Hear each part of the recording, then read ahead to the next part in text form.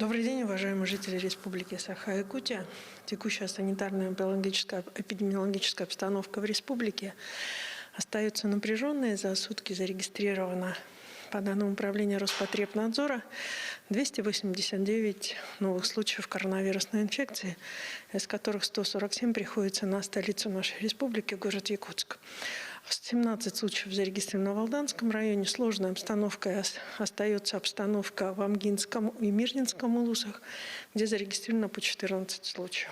Ситуация в Амгинском улусе требует принятия более серьезных мер, направленных на ограничение передвижения. В целом по территории самого Амгинского улуса, в связи с тем, что во многие сельские небольшие населенные пункты пришел ковид, в то время как в течение всего летнего периода именно в Амгинском улусе система контроля за гражданами заболевшими была более серьезно отработана со стороны органов местного самоуправления.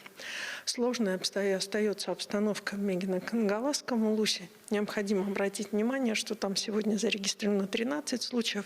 Тем не менее, достаточно часто стали появляться случаи, которые осуществляются, исходя из позднего обращения в медицинские организации. В связи с этим обращаю на это особое внимание и учреждений здравоохранения, и граждан Мегино-Кангаласского улуса. 12 случаев зарегистрировано в Нюрбинском улусе, 11 в Нерюнгринском, 8 в Среднеколымском, по 7 в Ленском и Намском, и 1 случай зарегистрирован, 6 случаев зарегистрировано в Оленюкском улусе. 7 имением случаев зарегистрировано в 13 районах республики.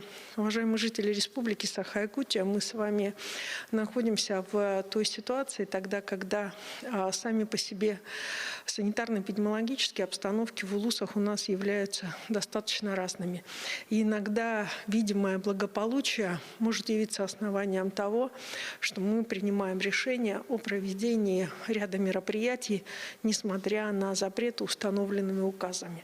Так ситуация осложнилась достаточно в спокойном улусе, в Жиганском улусе, в котором в селе Костатым, соответственно, сегодня у нас на подтверждении находится групповое заболевание граждан, которые, соответственно, получили это отдаленный населенный пункт. Сегодня в нем действует фельдшерско-акушерский пункт. Всеми соответствующими медикаментами и лекарствами он обеспечен. Ведется соответствующее ведение больных. Часть больных непосредственно у нас вывезена, им оказывается медицинская помощь в самом селе Жиганск. Но причиной заболевания группового явилось одно хорошее семейное торжество в виде юбилея. Обращаем ваше внимание, что несмотря на то, что село отдаленное, но по своему укладу достаточно и большое количество было, в том числе и провакцинированных там граждан, возникла некая видимая санитарно-эпидемиологическое благополучие и безопасность. Но это не значит, что при возникшей угрозе, соответственно, у нас не может произойти там новой вспышки заболевания. Поэтому еще раз обращаю внимание на необходимость соблюдения действий указа главы Республики Саха-Якутия на территории всей республики, независимо от того, где находится муниципальное образование. Наиболее сложной у нас остается санитарно-эпидемиологическая обстановка в городе Якутске, в Мирнинском, Нюрбинском, Усть-Алданском, Хангаласском улусах. Уважаемые жители Республики Саха-Якутия, я сегодня хотела бы акцентировать внимание, в связи с тем, что у нас впереди новая неделя, на изменения, которые произошли в указе главы Республики Саха-Якутия на прошлой неделе относительно граждан, которые вошли сегодня в группу риска. Это гражданам, которые 60 лет.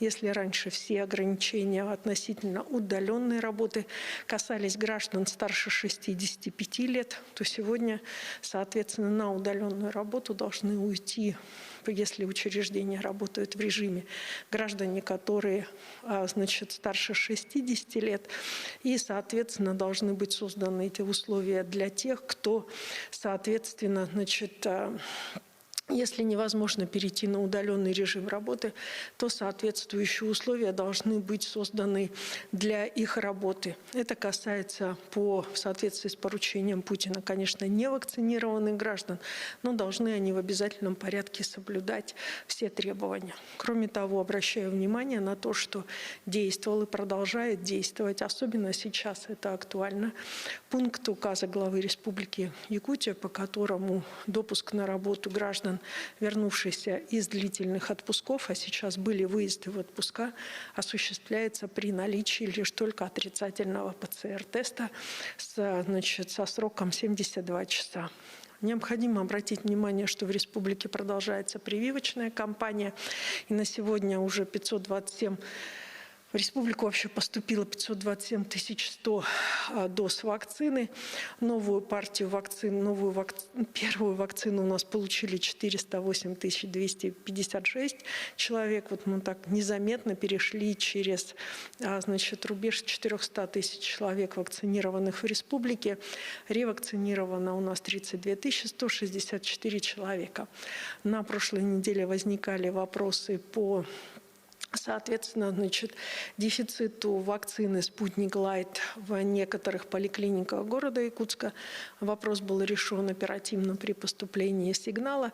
И, соответственно, главой республики в целях пополнения запаса по «Спутнику Лайта» было получено согласие председателя оперативного штаба правительства Российской Федерации Татьяны Алексеевны Голиковой по поставке «Спутника Лайт» в республику Саха-Якутия.